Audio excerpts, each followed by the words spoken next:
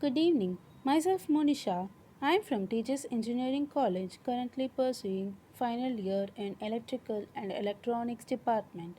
Today, we will be seeing a particular topic from the subject fiber optics and laser instruments, that is, the laser for measurement of velocity. So, these are the contents that we are going to discuss today, and at the end of this topic, we will see the important questions regarding it. So, first we will look into the principle for laser for measurement of velocity. The velocity of fluid flow measurement can be performed by scattering a beam of laser from a liquid or a gas. The laser beam then interacts with small particles carried along by the flowing fluid. The particles will scatter some of the light in all directions, and the frequency of this scattered light will be slightly shifted by the Doppler effect. So, the term Doppler effect is involved here. It's better to know just about it. So, the Doppler effect is the change in frequency of a wave in relation to an observer who is moving relative to the wave source. A common example of Doppler shift is that the change of pitch heard when a vehicle sounding a horn approaches and recedes, that is, moving away from an observer. Therefore, the total Doppler effect will result from motion of source or an observer or a medium.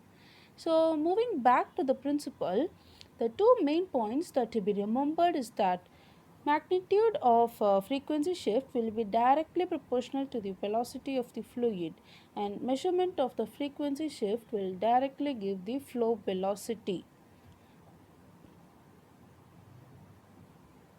So, there are two diagrams involved in this concept. The diagram A will help us to understand about the construction and the working, while the diagram B will depict the pattern of interference fringes formed by the two beams. So the term interference fringes is nothing but a dark band caused by beams of light that are in phase or out of phase with one another. So please look into the diagram A while I am describing about the construction and working. So this whole arrangement is a common approach called the dual beam approach. So the light from continuous laser will be split into two equal parts by a beam splitter, and then the lens will focus the beam to the same position in the fluid, because there will be a focusing laser light at a point within the flowing fluid, and then the place where the two beams cross in the fluid will interfere to form fringes, which consist of two regions which will be alternating, that is the high and low intensity.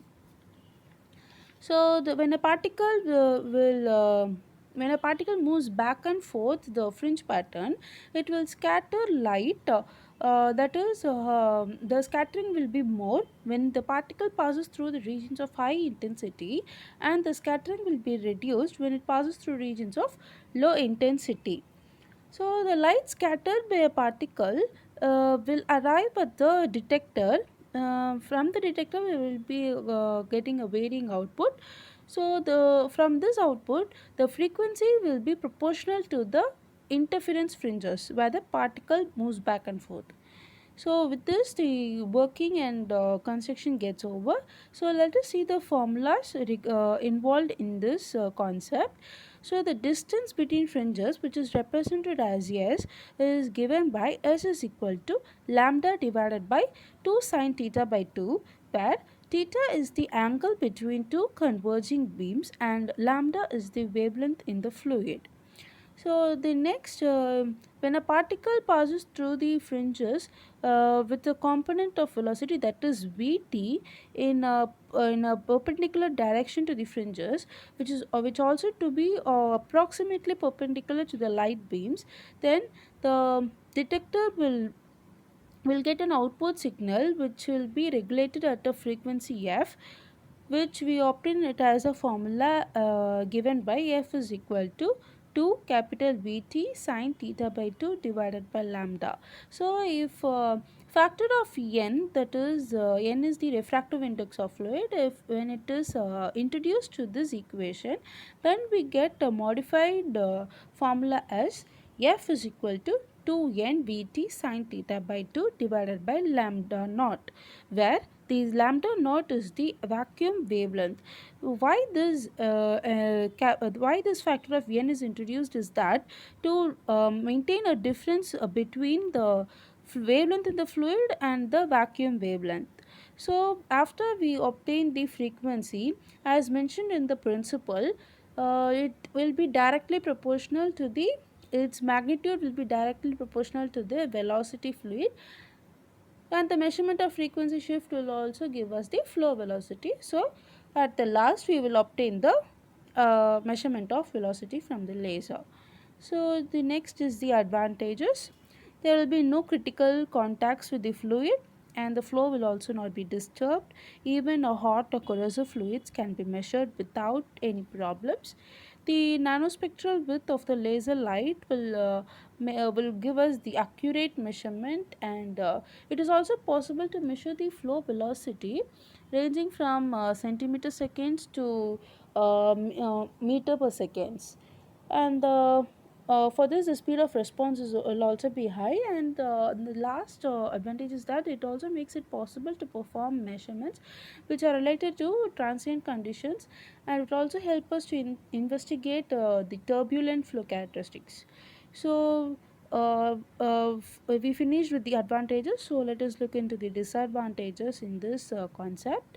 They will require the scattering particles that have to be always entrained with the fluid, and is also impossible to measure in a very cleaned fluid.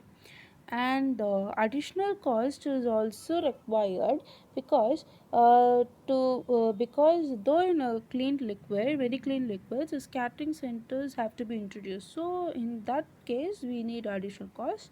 And it is also possible to see the flow with scattering particles, but the constraint is that the particles seeded into this flow must be very small, so that they can flow in a good manner.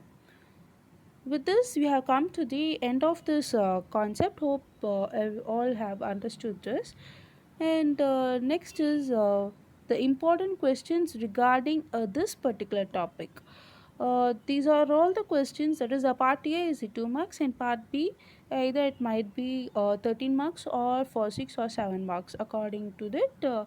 The questions whichever is given here have covered all the concepts regarding this, all the parts regarding this topic. So there is no need for having extra surfing the internet or something else. And thank you.